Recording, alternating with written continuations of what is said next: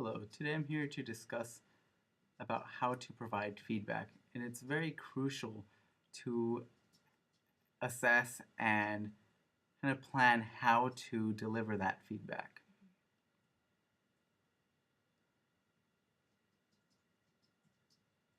The first point I would like to address is separating ourselves, the interpreters, from our work, and as well as being able to provide feedback based on the work, not necessarily making the work possessive, such as your work or my work, but just the work itself.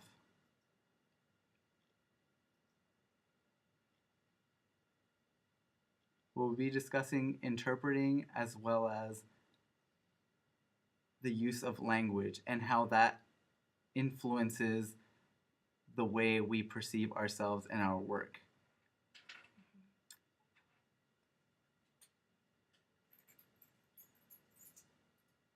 We have to separate ourselves from our work. We can't equate ourselves to the work we produce. And it's not our work, or it's not because of our word choices. We have to reduce the comparison, and this will help us as interpreters to discuss the interpretation itself. And this will help create successful interpretation.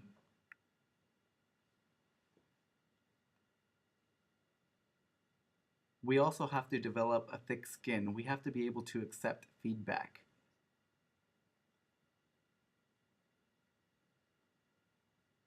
And this relates to the way we give feedback and the way we accept feedback.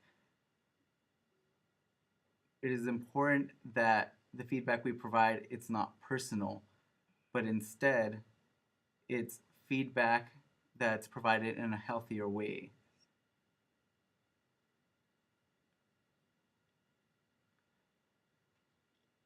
I encourage all of you to find a hobby. It's important to have something else to do other than interpreting, something you're good at, something that you can do well in order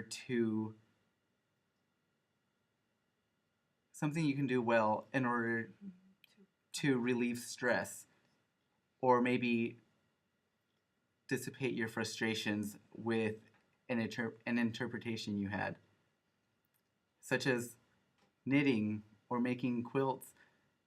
These type of hobbies do help relieve the frustration, and it is through these hobbies where it will add that extra balance in our lives.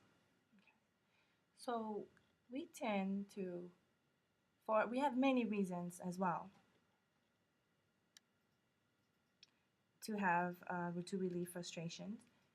And in our communication through feedback, and also it's really easier to accept feedback, and sometimes it could be tough to accept feedback, to understand that it's really easier to accept the person's feedback and say how to explain the description.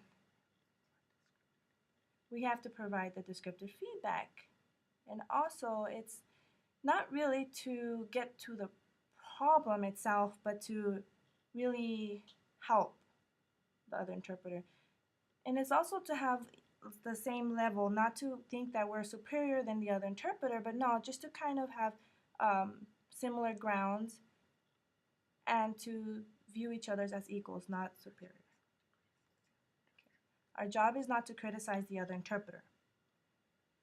As we are receiving the feedback, we also feel very supportive, and it's easier to accept the feedback in that way, and also to keep an open mind and be very accepting to other interpreters' feedback.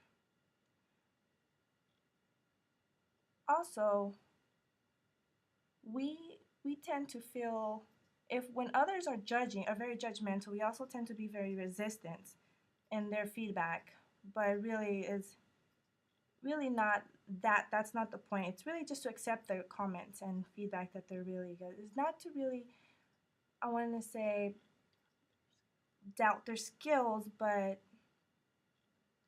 really it's like you have to wait for like the right time, or have most people tend to really be confrontive about that, but in that sense, it's not really to have control over you, but to really have a type a of in the intent. The intent of the feedback is what really is important as well. And we sometimes feel a little bit resistant when they're talking about us. When we feel like they're talking about us, like for when when they feel like it's a personal attack. And also we tend to feel like as if they're not really controlling us.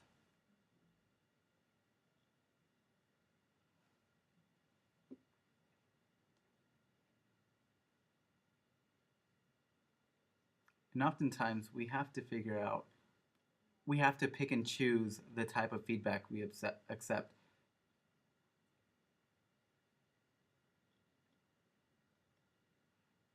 And it is very important to avoid phrases such as their work, my work, and we have to omit all these possessive pronouns when we provide feedback. And really, those strategies to provide feedback on the performance of someone should not really be about their performance, but instead it should be about the work. So suppose you have feedback that says, well, you signed this and you signed that. We need to avoid that. Instead, we need to provide feedback that says, provide Feedback that says it's more acceptance. provide clear feedback and detailed feedback that demonstrates how they can improve.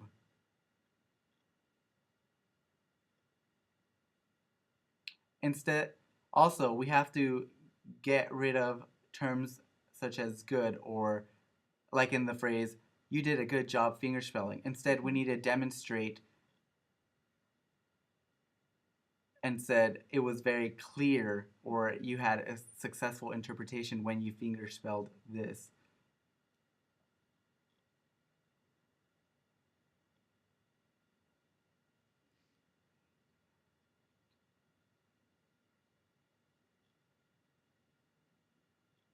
You also want to provide more neutral statements such as the interpretation was clear because of so on and so forth.